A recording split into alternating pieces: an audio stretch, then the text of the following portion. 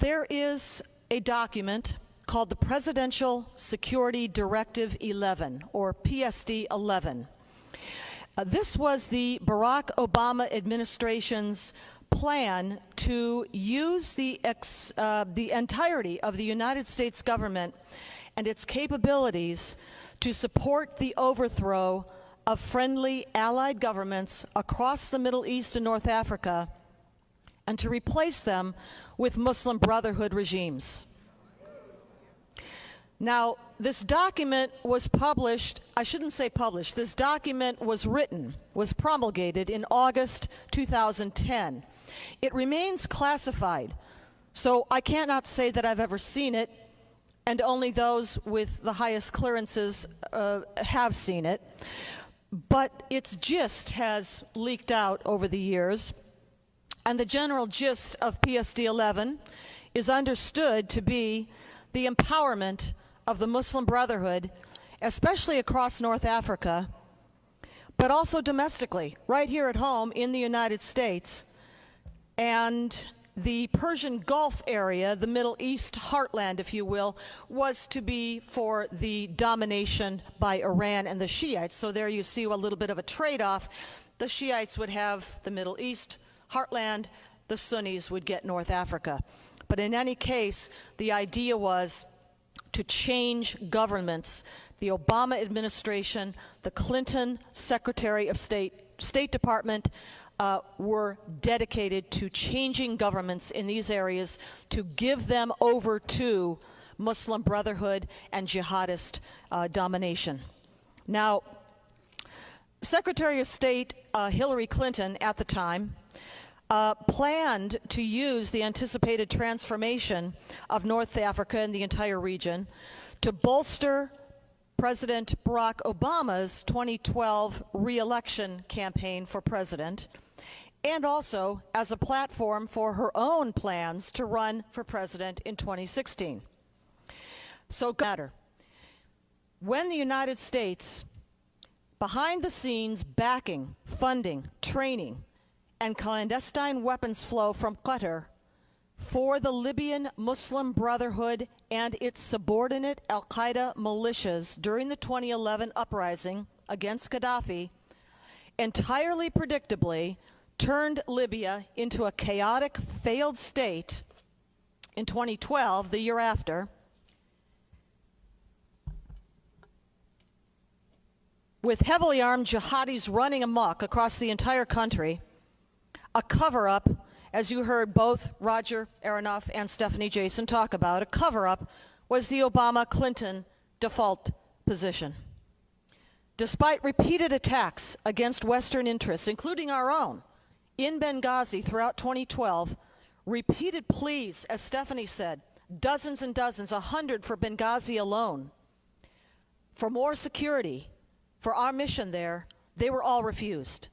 It wouldn't do, you see, to let Americans or the world see what a mess Libya was because of the Obama-Clinton PSD 11 policy. Then, things have gone from bad to worse in what used to be called Libya. The country is torn by competing militias, including the Islamic State now, with a presence there. And that has established a very dangerous base of operations in Libya. And yet to date, the Trump administration has not made the decision to support General Khalifa Haftar, who is fighting against the same jihadis that the Obama team tried so hard to empower there in Libya.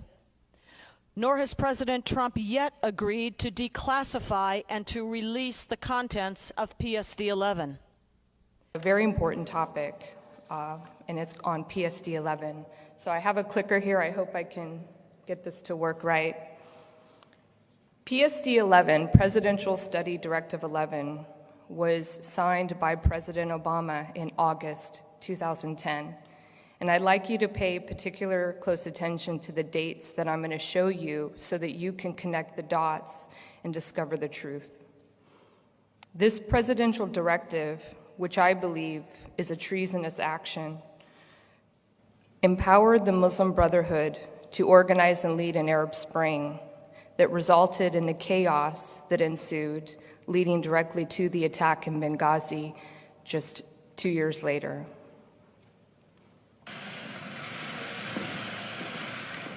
Good afternoon, everybody. There are very few moments in our lives where we have the privilege to witness history taking place. This is one of those moments. This is one of those times. The people of Egypt have spoken, their voices have been heard, and Egypt will never be the same. By stepping down, President Mubarak responded to the Egyptian people's hunger for change. But this is not the end of Egypt's transition. It's a beginning.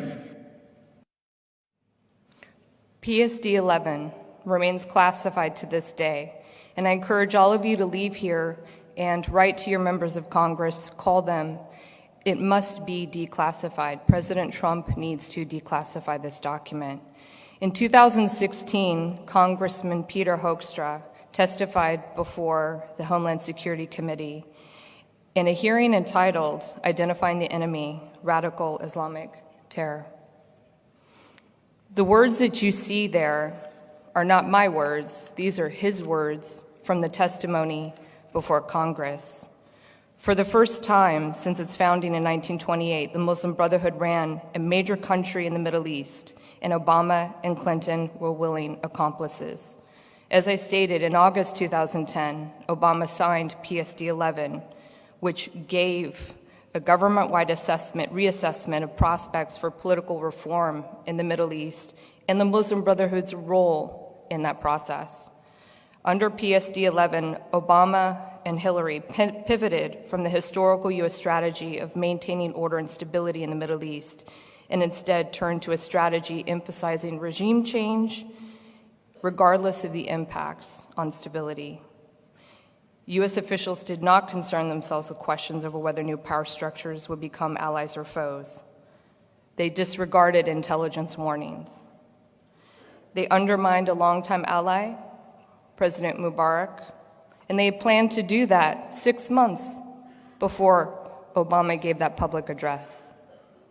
This was not some conflagration of individuals in the Middle East seeking freedom, but rather organized for destruction. Here's a timeline. I call this a timeline of terror. This was initiated by the Obama administration. Here we have in 2010, Obama signs the directive. In January, the Muslim Brotherhood leads the revolution, the so-called Arab Spring in Egypt. February, Obama gives the speech you just saw. A little bit after that, about a week later, Muslim Brotherhood starts the revolution in Libya. And events unfold from there, leading directly to the attack in Benghazi.